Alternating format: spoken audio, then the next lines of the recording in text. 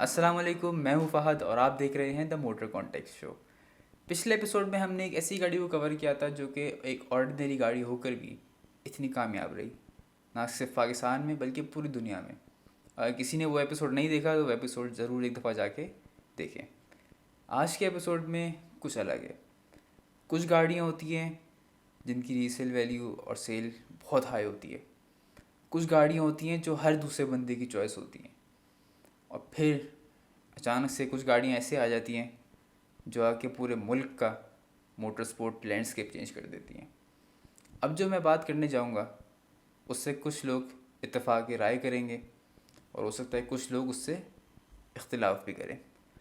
तो अब जो मैं बात करूँगा ये बात मेरी नॉलेज, मेरी रिसर्च और सिर्फ मेरा पर्सनल ओपिनियन है। ये कहानी आज कल की नहीं है। ये कहानी शुरू होती है आज से 7 साल पहले। 7 साल पहले एक ऐसी गाड़ी मार्केट में आई जिसने आके सारा निज़ाम बदल दिया। वो गाड़ी कोई और नहीं, किया स्पोर्टेज थी। यस, किया स्पोर्टेज से पहले पाकिस्तानी लोगों की प्रेफरेंस कौन सी होती थी? करोला, सिविक या फिर छोटी गाड़ियाँ। इसमें स्विफ्ट आ जाती थी, ऑल्टो भी नई नई आई थी उस टाइम पे, और लोग इन्हीं गाड़ियों के अराउंड घूमते थे।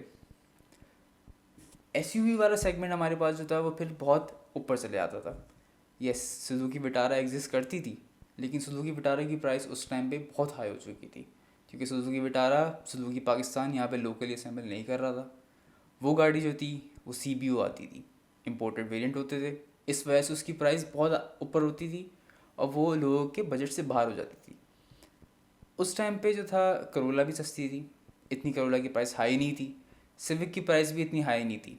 तो लोगों के पास जो ऑप्शन होता था ऊपर जाने का, फिर जो बीच में एक गैप था उसके ऊपर जाके फिर फॉर्च्यूनर आती थी, और उसी सेगमेंट की कुछ इम्पोर्टेड गाड़ियाँ भी, जिसमें प्रियस वगैरह भी हो जाती थी। नई जो प्रियस आ रही थी उस टाइम पे, किया ने ये अपॉर्चुनिटी देखी। बीच में जो गैप था वो फिल करने के लिए किया स्पोर्टेज मार्केट में उतरी। और मेरी रिसर्च, मेरी नॉलेज, अगेन मेरा ओपिनियन यही कहता है कि किया स्पोर्टेज थी वो गाड़ी जिसने पाकिस्तान के मोटर स्पोर्ट लैंडस्केप को बदला। किया के बाद आया हुंडई पाकिस्तान, और हुंडई ने आते ही अपनी जो है वो टूशॉन लॉन्च की थी। उससे पहले आई थिंक इलांट्रा थी, इलांट्रा के बाद टूशॉन आई थी, क्योंकि स्पोर्टेज जो था वो मार्केट को ऑलरेडी डोमिनेट करना शुरू हो गया था। क्योंकि जो गैप था वो गैप फिल हो गया था, और उस गैप में लोगों के पास करोला सिविक से ऊपर जो था वो एक स्पोर्टेज का ऑप्शन था। स्पोर्टेज ना बहुत बड़ी थी ना बहुत छोटी, वो एक परफेक्ट फैमिली एसयूवी थी और एक परफेक्ट अपग्रेड था उन लोगों के लिए जो कि करोला और सिविक से थोड़ा सा ऊपर जाना चाहते थे। ये वो डोरवे था, ये वो मोमेंट था कि बाकी ब्रांड्स ने नोटिस किया इंटरनेशनल, और वो पाकिस्तान में एंटर होना शुरू हुए। इस बात को तकरीबन हो गए हैं 7 साल, 2026 चल रहा है, और ये 2019-20 की कहानी है। और आज के टाइम पे पाकिस्तान में तकरीबन 30 ब्रांड्स आ चुके हैं। और ये जो एसयूवी का लाइनअप है ना, ये अभी तक चलता आ रहा है और ये आगे भी चलता रहेगा। अब तो किया स्पोर्टेज की जो है वो यहाँ पे न्यू शेप भी आ गई है, लेकिन जो इससे पहले वाली वर्जन थी, इससे पहले वाली जो शेप थी, वो एक चेंजिंग पॉइंट था पाकिस्तान की ऑटोमोटिव लैंडस्केप का। फिर जो था आहिस्ता आहिस्ता और गाड़ियाँ आती गई, जिसमें हेवल S6 हो गई, प्रोटॉन X70 हो गई, और अपना चंगानो शान हो गई, और इस तरह की MGHS भी हो गई। ये गाड़ियाँ आती गई क्योंकि अब जो है ऑटोमेकर्स को समझ आना शुरू हो गया था कि लोगों की प्रेफरेंस जो है वो अब सेडान्स से हटती जा रही है, और लोग जो हैं वो SUVs प्रेफर कर रहे हैं। फिर एक टाइम पे आके मार्केट में इतनी SUVs हो गई थी कि लोग वापस से सेडान्स की तरफ आना शुरू हुए, और कुछ टाइम के बाद जो है वो यारिस की सेल्स और सिटी की सेल्स जो है वो थोड़ी सी ऊपर जाना शुरू हुई थी। इवन स्विफ्ट की सेल्स भी थोड़ी सी ऊपर जाना शुरू हुई थी। बट अगेन SUV के आगे लोग फिर झुक जाते हैं और लोग फिर SUV को प्रेफर करने लग जाते हैं। बट अगेन रिसेंटली एक और SUV लॉन्च हुई जो कि बिल्कुल करोला की प्राइस में लॉन्च हुई, और उस एसयूवी ने आके फिर अगेन जो निज़ाम स्पोर्ट्स ने बिगाड़ा था वही इस एसयूवी ने भी आके वो निज़ाम बिगाड़ा है। अब देखना ये है कि ये निज़ाम कब तक चलेगा आगे, क्योंकि देखें जितनी मेरी नॉलेज है, मैंने जितना रिसर्च की है उस पर मुझे यही अंदाज़ा हुआ है कि लोग यहाँ के प्रेफर जो हैं वो एसयूवीज़ ही करते हैं। अब के दौर में इवन आप मुझसे पूछेंगे तो मैं भी एसयूवी ही प्रेफर करूँगा। और अगर 2019 में मेरे पास पैसे होते उतने तो मैं भी स्पोर्टेज के ऊपर ही ट्रांजिशन लेता अपनी सेडान से। अच्छा, ये थ्रेड जो था वो हमारे जो टॉप 3 ब्रांड्स थे जो एक ज़माने से पाकिस्तानी मार्केट के ऊपर हुकूमत कर रहे थे, उनको एक थ्रेट फील होना शुरू हुआ इससे, क्योंकि सेल्स डाउन हो गई थी और सेल्स अभी भी डाउन हो रही हैं। फिर कुछ टाइम बाद टोयोटा ने लॉन्च की Toyota Corolla cross. Corolla cross जो थी, देखिए गाड़ी बहुत अच्छी है, एवरीथिंग इज़ फाइन, बट जो अब हमारे पास यहाँ पे एसयूवीज़ आ रही हैं, करोला क्रॉस उनके स्टैंडर्ड की नहीं है। अनफॉर्चुनेटली करोला क्रॉस उसके स्टैंडर्ड की नहीं है। इवन होंडा की तरफ से जो अटेम्प्ट किया गया एचआरवी को लॉन्च करने का, और एचआरवी अभी ई पावर वाली जो आई है, आई थिंक ई सेगमेंट वाली इलेक्ट्रिक वाली जो आई है, वो भी ना अच्छा अटेम्प्ट है, बट इन दोनों गाड़ियों के अंदर फीचर्स बहुत लैक करते हैं। एंड वेरी ऑनेस्टली ये मेरा पर्सनल ओपिनियन है अगेन, अगर मैं एसयूवीज़ को रेट करूं वर्स्ट टू बेस्ट के ऊपर, तो I would put Honda HRV as the worst among all the SUVs. और अगर बेस्ट पे मैं जिस एसयूवी को रखूँगा वो SUV is none other than Haval H6। Yes, बाकी एसयूवीज़ भी अच्छी हैं, टूशन का भी न्यू मॉडल आ गया, स्पोर्टेज का न्यू मॉडल आ गया, अभी MGHS का न्यू मॉडल आ रहा है रिसेंट काफ़ी जल्द, बट हेवल H6 मुझे पर्सनली बहुत पसंद है। मैंने गाड़ी चलाई भी है, मैं उस गाड़ी में काफ़ी बैठा भी हूँ। इवन जो प्री फेसलिफ्ट था, मैंने प्री फेसलिफ्ट चलाया था, मैंने फेसलिफ्ट वाली भी वर्जन नहीं चलाया, बट आई एम अज्यूमिंग कि उसकी ड्राइव भी सेम ही होगी, एंड मुझे उसकी ड्राइव बहुत पसंद आई। सिमिलरली चंगान ओशान जो है वो एक बहुत अच्छी एसयूवी है।